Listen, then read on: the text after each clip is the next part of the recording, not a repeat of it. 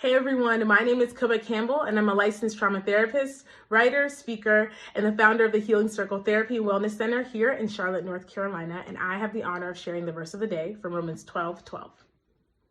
Rejoice in hope, be patient in affliction, be persistent in prayer.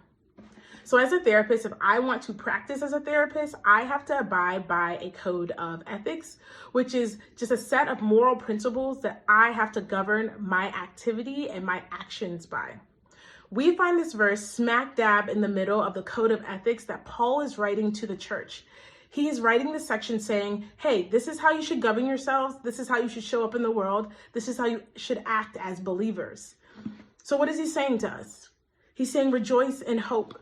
Not in circumstance, not in opportunities, not in accolades, not in ease, not in things going well, but rejoice in hope, in the hope we have in Jesus that's everlasting, that can never be taken away from us, the hope that we know is established and rooted and eternal.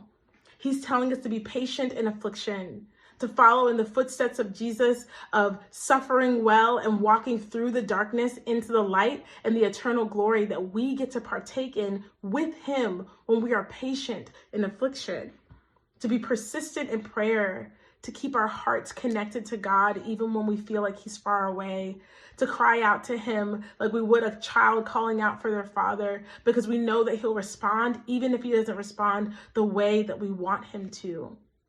This is how we govern ourselves as Christians. This is how we show up in our everyday lives. We rejoice in a hope, even if we can't see it. We are patient in affliction, knowing that we will be saved, knowing that we will not be put to shame, and knowing that we will know the glory and the goodness of the Lord here in this life.